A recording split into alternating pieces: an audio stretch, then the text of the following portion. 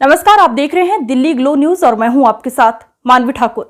शुरुआत करते हैं आज की खास खबरों से। हरियाणा लोकसभा चुनाव में 5 सीटों से हाथ धोना बीजेपी के लिए महंगा साबित हुआ। बीजेपी मतदाताओं के मोहभंग का कारण जानने में जुटी हुई है। लोकसभा चुनाव में हार की समीक्षा की जा रही है। कष्ट निवारण समिति के सदस्य जसबीर सैनी से हमारे संवाददाता प्रवीण कुमार ने विचार मंथन किया और कुछ अहम मसलों पर चर्चा की। नमस्कार। जिस प्रकार आचार संहिता हटते ही मुख्यमंत्री जी एक के बाद एक जनहित के फैसले ले रहे हैं, जिसका लाभ सभी वर्गों को मिल रहा है, उनको मैं इसके लिए बधाई देता हूं।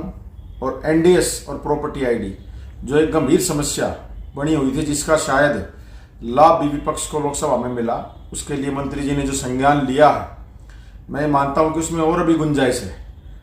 क्योंकि जो लोगों को परेशान कर रही हैं जो चीज़ें, उनको हमें जड़ से समाप्त करके एक ऐसी व्यवस्था बनानी पड़ेगी जिससे लोग परेशान ना हो। परिवार पहचान पत्र में किसी की इनकम ज़्यादा दर्शाई गई है, किसी की जाति गलत दर्शाई गई है, इसमें भी ज़्यादा सुधार की जरूरत है। और पोर्टल जो अनावश्यक पोर्टल हैं, उनको तुरंत प्रभाव से बंद किया जाए। परिवार पहचान पत्र में भी एक ऐसा कोई सिस्टम बनाया जाए कि ताकि जिसकी कोई गलती है फैमिली आईडी में, तो वो हाथ के हाथ ठीक हो। ये ना हो कि ऑनलाइन रिक्वेस्ट डाल दी, उसके बाद 15-20 दिन, महीना, 2 महीना, 6 महीना लोग चक्कर काटे अधिकारियों के। तो मेरी मुख्यमंत्री से मांग है, ये चीज़ें वो हैं जो लोगों को परेशान कर रही हैं और आप में वो क्षमता है, आप इनको दूर कर सकते हैं। उसके बाद जो हमारी पेंशन बढ़ती है, जो भी सब प्रकार की सरकार की पेंशन बढ़ती है, वो भी ऑनलाइन है। ऑनलाइन करने के बाद भी 6-6 महीने तक, 1-1 साल तक लोगों की पेंशनें नहीं बढ़ती। तो मेरी मुख्यमंत्री जी से मांग है कि ऑफलाइन पेंशन का प्रावधान भी साथ रखा जाए चुनाव तक, ताकि विधानसभा चुनाव में हमें इसका लाभ मिले।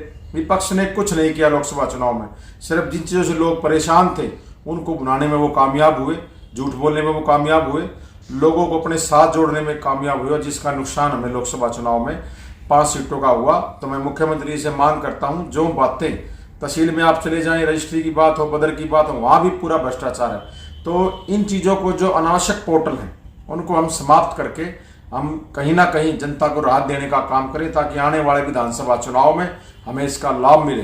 मैं मुख्यमंत्री से एक मांग और करता हूं, जो मैं उनको अभी दे के आया हूं, चाहे श्यामलात भूमि पे पार्क धर्मशाला बनाने की बात हो, हमारे सैनीपुरा जो बूस्टर है उसकी क्षमता बढ़ाने की बात हो, सेक्टर 9A में फ्लाईओवर जो बस स्टैंड के सामने जहाँ एक्सीडेंट स्पॉट बना हुआ है वहाँ बनवाने की बात हो, या फिर राजपूत सभा जो लाइन पार में हमारे समय में उसका शिलान्यास हुआ था, उसके बाद उस पर एक ईंट नहीं लगी, उसको धर्मशाला को बनवाने की बात हो। ये जनहित के काम है।